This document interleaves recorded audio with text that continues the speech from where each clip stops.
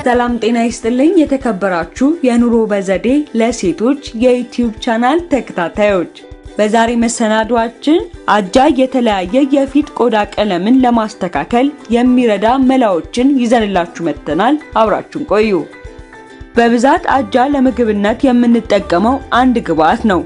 አጃ ለጤንነት እጅግ በጣም አስፈላጊ የሆነ ንጥረ ነገሮችን የያዘ ስለሆነ ሰውነት ገንቢ ነው። ከምግብነት በዘለለም እንከን የለሽ ቆዳን ይሰጣል። አጃ ወደ 18 የሚደርሱ የተለያዩ አሚኖ አሲዶችን መገኛ ነው። በተጨማሪም አንቲ ኢንፍላማቶሪ ባህሪ ስላለው ቆዳ ላይ የሚወጡ ማንኛውም የቆዳ እክሎችን ያድናል። የቆዳ ድርቀትን፣ የቆዳ ላይ ነጠብጣቦችን፣ ቡግር፣ ቆዳ ላይ የሚወጡ ሽፍታዎችን፣ የቆዳ ማሳከክን በአንድ ጊዜ ማዳን የሚችሉበትን ጸጋ በተፈጥሮ የተቸረው ነው። አጃ በዱቄት መልክ አዘጋጅተን ከተለያዩ ተፈጥሯዊ ግብአቶች ጋር በማዋሃድ የተለየ ማክስ መስራትና መጠቀም እንችላለን። አዘገጃጀቱና አጠቃቀሙም እንደሚከተለው ቀርቧል። አንደኛ፣ ቡግርን ለማጥፋት። ቡግር ቆዳው ላይ እየወጣ ተቸግረዋል ወይስ ተማረዋል? የቡግር ማጥፊያ ሳሙናን አሊያም ሌላ ኬሚካል ነክ ምርቶችን ተጠቅመው አልጠፋ ብለውታል? እንግዲያውስ አጃ በመጠቀም ቡግርን ከነጠባሳው ሳይቀር ያጠፋል። ቡግር ቆዳ ላይ ከሚከማሽ ብዛት ያለው ወዝ ጋር ተደባልቆ የቆዳ ቀዳዳን ይደፍናል። ቡግር እንዲፈጠርም ምክንያት ይሆናል። በ2012 በኢንዲያን ጆርናል የታተመው አንድ መጽሐፍ ላይ አጃ አንቲ ኢንፍላማቶሪ ባህሪ ያለው እንደመሆኑ የቆዳ መለብለብ ስሜትን ይቀንሳልም ያጠፋልም። ስለሆነም የፊት ቆዳ ላይም ሆነ ሙሉ የሰውነት ቆዳ ላይ የሚወጡ የቆዳ ችግሮችን ያድናል። አነስ ያለ ጎርጓዳ ሳህን ማዘጋጀትና በላዩ ላይ የ2 ሾርባ ማንኪያ ማርና የአጃ ዱቄትን መጨመር እናም ማዋሃድ። ከዚያም ግማሽ የሾርባ ማንኪያ የሎሚ ጭማቂ መጨመርና ሁሉንም ግብአቶች በሚገባ ማማሰል። ከዚያም ፊቶት ላይ እያሹ መቀባት። ልክ ሲደርቅ ለብ ባለ ውሃ መለቃለቅና ይህንን የፊት ማክስ በሳምንት ለ2 ጊዜ ማድረግ። ሁለተኛ፣ ማዲያት ለማጥፋት የተፈጨውን የአጃ ዱቄት ከማር ጋር በመለወስ ከዛም በማዲያቱ ላይ መቀባት እናም ለግማሽ ሰዓት አቆይቶ በሙቅ ውሃ መታጠብ የሞቱ ሴሎችንም ከቆዳ ላይ ያነሳል። ሶስተኛ፣ አጃ ቆዳ ላይ የሚወጣ ሽፍታን ያክማል። አጃ አንቲ ኢንፍላማቶሪ ባህሪ ስላለው የቆዳ መቆጣትን በመቀነስ እንደ ቆዳ መቅላት፣ ድርቀት፣ ማሳከክና የህመም ስሜትን ይቀንሳል።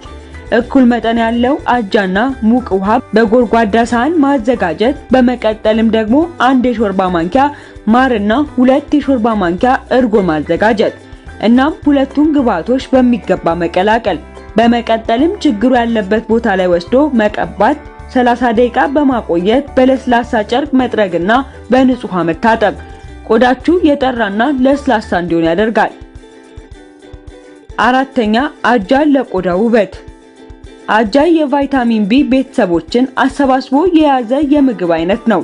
የቫይታሚን ቢ አይነቶችን ሰብስቦ መያዙ በቆዳ ውስጥ ለሚከናወኑ ስራዎች ለምሳሌ ለቀልጣፋ የደም ዝውውር፣ ለቆዳ ውበትና ለቁስል መዳን እንዲሁም የወዝ መጠንን ቁጥጥር ወዘተ በተጠናከረ መልኩ እንዲከናወን ከፍተኛ አስተዋጽኦ ያደርጋል።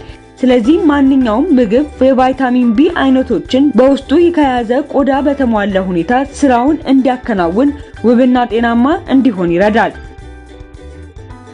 አምስተኛ፣ አጃ ለፀጉር። አጃ የፀጉር መሳሳትን በመቀነስ ረገድ ከፍተኛ ጠቀሜታ እንዳላቸው የሚነገርላቸው ቫይታሚን ቢ፣ ዚንክ፣ ፕሮቲንና መዳብን ይዟል። ለፀጉር እድገት ይበጃል በተባሉ ማግኒዥየም፣ ብረት ያለው ሚነራሎችም የበለጸገ ነው። ስድስተኛ፣ በፀሐይ ቃጠሎ የተጎዳ ቆዳን ለማከም። ፀሐይ ላይ ለረጅም ጊዜ የሚያሳልፉ ከሆነ ቆዳዎች ላይ ምልክት ይዞ ይቀራል። ይህ ደግሞ ለእይታ ከመደበሩም ባለፈ ቆዳዎች ላይ የተለያዩ ቀለም እንዲኖሩ ያደርጋል። አጃ ታዲያ ለዚህ ችግር ጠቃሚ የሆነ ባክቴሪያዎችን ይዟል። ከቆዳ ላይ የሞቱ የቆዳ ሴሎችን በማጥፋት ቆዳ ፍክት ያለ እንዲሆን ያደርጋል። መቼም ቢሆን ጊዜው የውበት እንደመሆኑ መጠን ራስዎ በተፈጥሮ ምርቶች አምሮና ደምቆ ጎልቶ ይታያሉ። 2 የሾርባ ማንኪያ የአጃ ዱቄትና ከወተት ጋር አሊያም ከአሬራ ጋር በመደባለቅ እንደ አማራጭ ደግሞ የሎሚ ጭማቂና ማር መጨመር። ከዚያም ፀሐይ ያቃጠሉት ቦታ ላይ ቀቡት። እስኪደርቅ ድረስ ለ15 ደቂቃ ያክል ያቆዩትና በመቀጠልም በቀዝቃዛው ይታጠቡ። ይህንን ድርጊት በሳምንት ለ2 ጊዜ አድርጉ። 7ኛ ጥቋቁር ነጠብጣቦችን ለማጥፋት። ጥቋቁር ነጠብጣቦች ውበት በማደብዘዝ የማንፈልገውን መልክ ይሰጠናል። ከቆዳ ላይ ቀርፎ በማንሳትና የቆዳ ድርቀትን በማጥፋት እንዲሁም የሞቱ የቆዳ ሴሎችን ያነሳል። አጃ ቆዳ ፍክት ያለ እንዲሆን ያደርጋል። 4 የሾርባ ማንኪያ የአጃ ዱቄት ጎድጓዳ ሳህን ውስጥ በመጨመር ከዚያም በላዩ ላይ 1 የሾርባ ማንኪያ ማርና እርጎ መጨመር እናም ማዋሃድ። ይህንን ውህደት ለ15 ደቂቃ ያክል ፊቶትን ተቀብተው ያቆዩት። ልክ ሲደርቅ ለብ ባለ ውሃ ይታጠቡ እናም ማለስለሻ ክሬሞችን ፊቶትን ይቀቡ። ይህንን ድርጊት በሳምንት ውስጥ ከ2 እስከ 3 ጊዜ አድርጉ። ፊቶት ላይ በተለያዩ ጊዜ የአየር ሁኔታ በሚቀያየርበት ጊዜ ቆዳው ላይ ብዙ ችግሮች ይከሰታሉ። ስለሆነም አጃን መጠቀም ከዚህ ሁሉ ችግር ያለ ስጋት እንድትወጡ ያደርጋችኋል። አብረውን ስለነበሩ ከልብ እናመሰግናለን።